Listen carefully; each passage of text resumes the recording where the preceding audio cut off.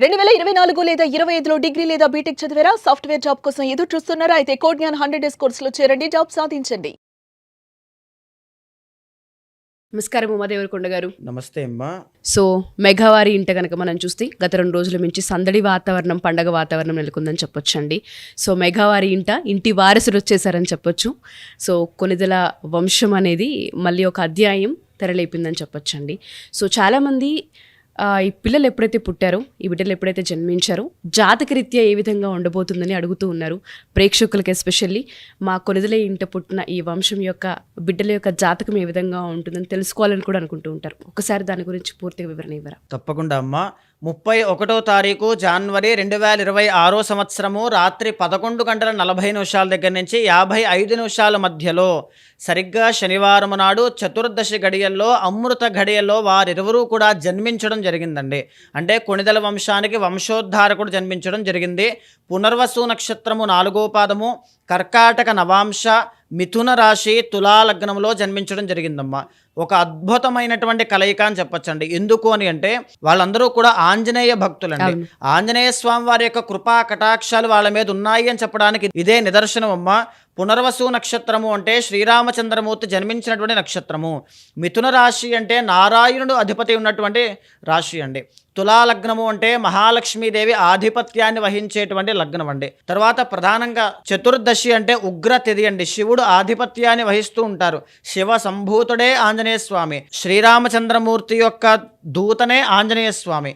So ఇక్కడ చెప్పాలి అంటే శనివారం నాడు జన్మించడం వెరీ ఇండిపెండెంట్ నేచర్ కనబడుతూ ఉంటుందండి. హార్డ్ వర్కింగ్ నేచర్ కనబడుతూ ఉంటుంది. డౌన్ టు ద ఎర్త్ ఉండేటువంటి అవకాశాలు ఎక్కువగా ఉంటాయి.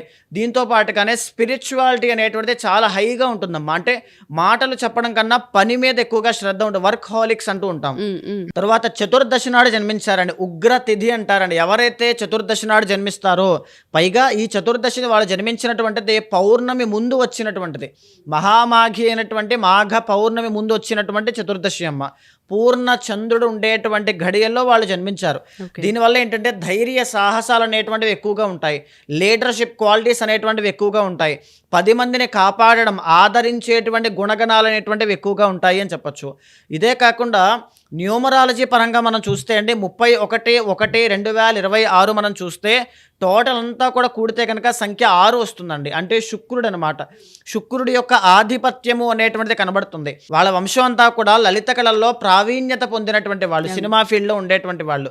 శుక్రుడు అనేటువంటి ఆయన లలిత కళలకి ఆధిపత్యాన్ని వహిస్తూ ఉంటారండి. జన వశీకరణం రావడం కానీ, లేకపోతే 10 మంది యొక్క మన్ననలు, ప్రశంసలు పొందడం కానీ, లేకపోతే అల్ట్రా లగ్జరీ లైఫ్ అనేటువంటిది అనుభవించడం కానీ, అఖండ ధనయోగాలు రావడం కానీ ఆ యొక్క జాతకాలకి సొంతం అవుతుందండి.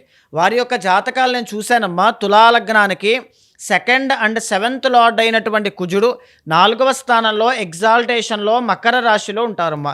ఒక అద్భుతమైనటువంటి కలయిక అండి. నాకు తెలిసి ఈ యొక్క జాతకాల్లో జన్మించిన వారిరువురూ కూడా వీళ్ళ వంశం మొత్తానికి కూడా పేరు తీసుకొచ్చేటువంటి ఘనత సాధించేటువంటి అవకాశాలు ఎక్కువగా కనబడతాయండి. 10వ స్థానంలో చంద్రుడు ఓన్ హౌస్లో సంచారం చేస్తున్నారండి. కెరీర్లో కూడా అదేవిధంగా అద్భుతమైన విజయాలు సాధించేటువంటి యోగం వీళ్ళకు ఉంటుంది. దశాంశ కానీ, నవాంశ కానీ అన్ని విషయాల్లోనూ కూడా కెరీర్, పదవీ యోగము అనేటువంటిది కనబడుతోందండి. మకర రాశిలో రవి, బుధ, కుజ, శుక్రగ్రహ సంచారం చేస్తూ ఉంటాయి. దీనివల్ల ఏంటి అంటే పదవీ యోగము అనేటువంటిది కనబడుతోంది. ఎంటర్ప్రీనర్గా ఎదిగేటువంటి అవకాశాలు ఉంటాయి. సినిమా ఫీల్డ్లో కానీ, కళల మీద కానీ ఆధిపత్యాన్ని చూపించేటువంటి అవకాశాలు ఎక్కువగా కనబడుతూ ఉన్నాయమ్మా. సో ఓవరాల్గా జాతకరీత్యా చాలా బాగుందని చెప్పుకోవచ్చు అంటారు. సో కానీ చాలా మందికి ఉన్న ప్రశ్న ఏంటంటే అండి, శని త్రయోదశి రోజు పుట్టారు పిల్లలు. సో శని త్రయోదశి గడియలు ఏవైతే ఉంటూ ఉంటాయో ఆ టైంలో ఏమైనా ఇంపాక్ట్ అయ్యే అవకాశం ఉంటుందా? ఏ విధంగా ఉంది అని అడుగుతున్నారు. ఒకసారి దానికి సంబంధించిన ఏదైనా సమాచారం. అది పూర్తిగా అవాస్తవం అండి. ఎందుకనంటే ఆ సమయానికి త్రయోదశి గడియలు అనేటువంటివి లేవు. చతుర్దశి గడియల్లోనే పూర్ణ చంద్రుడు ఉండేటువంటి ఆ స్థితిలోనే అమృత ఘడియల్లో వాళ్ళు జన్మించడం జరిగిందండి. వాళ్ళ యొక్క జాతకానికి బాలరిష్ట దోషాలు లేవు, నక్షత్ర దోషం అనేటువంటిది లేదు, క్షీణ చంద్ర దోషం అనేటువంటిది లేదు, జాతకంలో లగ్న దోషం అనేటువంటిది కూడా లేదమ్మా. ఓకే. సో ఏ దోషాలు లేవు, అమృత గడియల్లో మాత్రమే పుట్టడం జరిగింది పిల్లలిద్దరు కూడాను. సో పిల్లలిద్దరు ఒకేసారి పుట్టినప్పటికీ కూడా ఆ బిడ్డలిద్దరు కూడా జాతకరీత్యా చూసుకుంటే ఇద్దరిది ఒకేలా ఉండే అవకాశం ఉంటుంది అంటారా? కొంత ఏదైనా మారే అవకాశం ఉంటుంది? తప్పకుండా భిన్నమైనటువంటి మార్పులు ఉంటాయమ్మా. ఒకేలా ఉండేటువంటిది కాకుండా భిన్నమైన మార్పులు ఖచ్చితంగా కనబడతాయండి. ఓకే. సో న్యూమరాలజీ ప్రకారంగా మనం చూసుకుంటే పుట్టిన ఆ టైంని బట్టి కూడా మనం ఏదైనా చెప్పొచ్చు అంటారా అండి? 100% అమ్మా. అద్భుతమైనటువంటి కళల మీద, లలిత కళల మీద ఒక పట్టు సాధించేటువంటి అవకాశాలు ఎక్కువగా ఉంటాయి. అది డాన్సింగ్ కానీ, సింగింగ్ కానీ, యాక్టింగ్ కానీ, ఏదైనా సరే శుక్రుడు కాబట్టి అల్ట్రా లగ్జరీ లైఫ్ అనేటువంటిది అనుభవించడం కానీ, జన వశీకరణం అనేటువంటిది ఒక స్టార్లా ఎదగడం కానీ ఆ జాతకానికి సొంతం అవుతుందండి. సో పేరు విషయానికి వస్తే మొదటి సంతానంగా పుట్టిన పాపకి క్లింకారా అని ఒక మంచి పేరు పెట్టారు. అమ్మవారి పేరు అని చెప్పొచ్చండి. అది విన్నప్పుడు కూడా చాలా మంది ఇంత మంచి పేరు అని చాలా ఆ పేరు గురించి చాలాసార్లు చర్చలు కూడా జరిగాయి మనకి. సో అదే విధంగా ఈసారి పుట్టిన ఇద్దరు బిడ్డలకి ఏ అక్షరం కలిసి రాబోతుంది అంటారు? ఏ అక్షరం మీద పేరు తీసుకుంటే మంచిది అంటారు? హీ అనేటువంటి అక్షరం మీదండి. హీ అనేటువంటి అక్షరం మీద ఎప్పుడైతే పేర్లు పెడతారో అద్భుతమైన శుభ విజయాలు అనేటువంటివి కనబడతాయమ్మా. ఓకే, హీ అనే అక్షరం కలిసి వస్తుంది. ఆ అక్షరం మీద పేరు తీసుకోవాలి. ఎనీవే, థ్యాంక్ యూ ఉమా గారు. ఎందుకంటే చాలామంది అభిమానులు ఎదురు చూస్తూ ఉంటుంటారు జాతకరీత్యా మా కొనిదల వంశంలో పుట్టిన వారసుడు అని వారసురాలకి ఏ విధంగా ఉండబోతుందని తెలుసుకోవాలనుకుంటూ ఉంటారు. వాళ్ళందరి కోసం కూడా ఇటువంటి ఇన్ఫర్మేషన్ని మీరు సర్చ్ చేసి డీటెయిలింగ్గా చెప్పినందుకు థ్యాంక్ యూ అండి. నమస్కారం. నమస్తే.